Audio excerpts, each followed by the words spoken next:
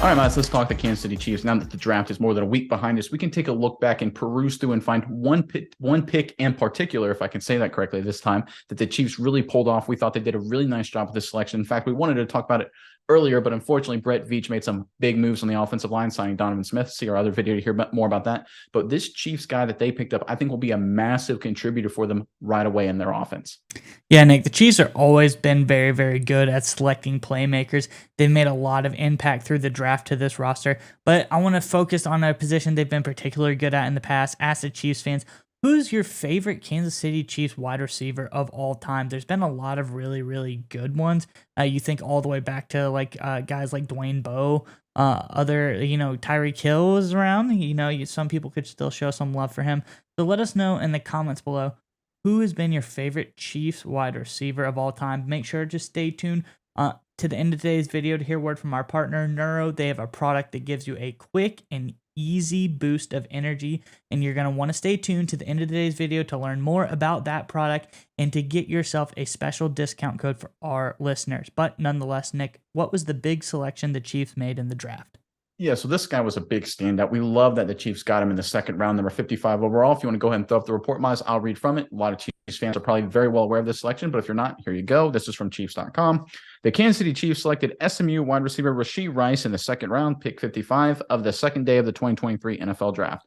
All right, Miles, I love this pick, but first, let's go through some of the high-level points with Rice. Okay, this is a guy, all the physical tools there, 6'1", 205, has a 4.51 40, outstanding 40, sub 1.5 10-yard split, 1.49, that's outstanding, a 41-inch vertical, that's ridiculously good, 10'8" broad jump, that gets it done. When you go through some of his bullets, according to his NFL.com scouting profile, this is a guy who impressive leap and lean on jump ball challenges, effective ball tracking with talent to alter trip to the football, a good blend of size, length, and speed, and second gear allows for decent vertical separation.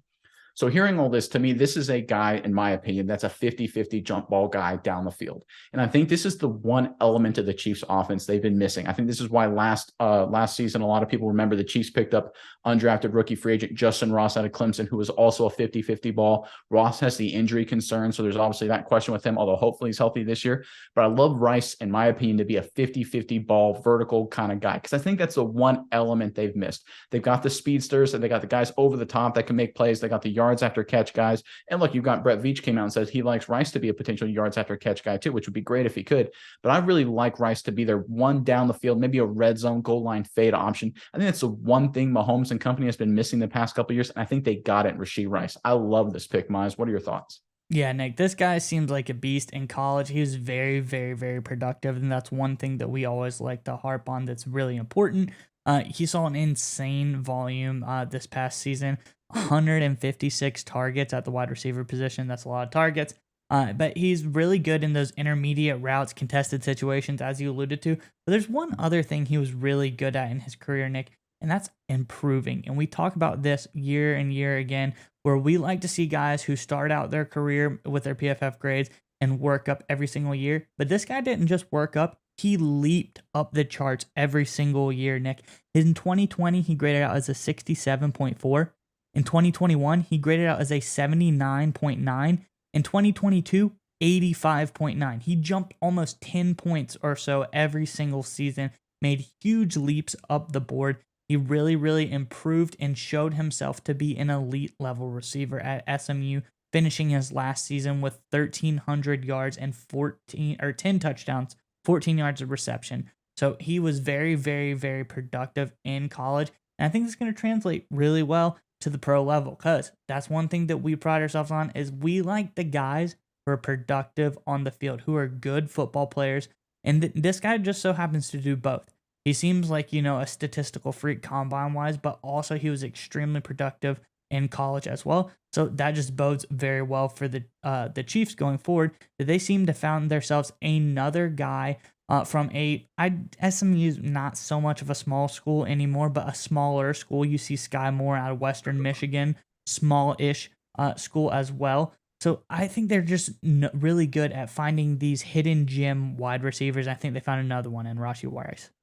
Yeah, and one of the things to think about with the Chiefs, and we've talked about this on some of our other videos, they are at the Chiefs are at a level, right, where the only thing they're really trying to do in the draft is just to fill out a few key areas for certain positional and situational matchups, because they have the talent, they have the scheme, coach, quarterback, all of that to compete at the highest level year in and year out. We know that.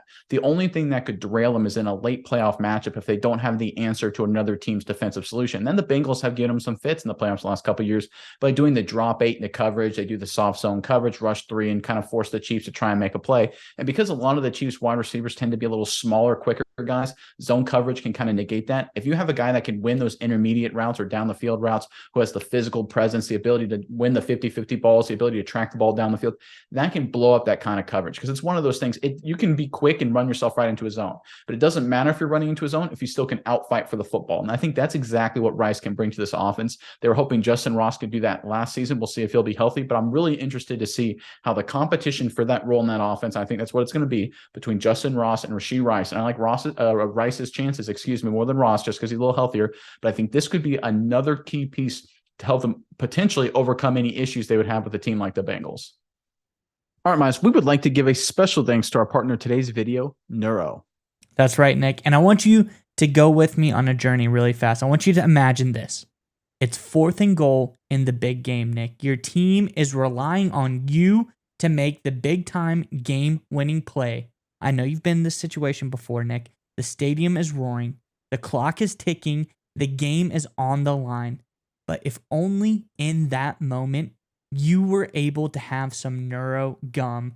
Neuro Gum will help you stay concentrated, and it gives you a burst of energy without a nasty crash. That's right, Miles. Neuro has thoughtfully curated ingredients and does endless lab testing, which means that you can reach the right state of mind safely and consistently. That's the most important part. It gives you a clean burst of energy and focus without the jitters of coffee or any of those other energy drinks. That's right, Nick. And if you click our sponsor link in the description below, you can enjoy energy, calm, and focus whenever you need it.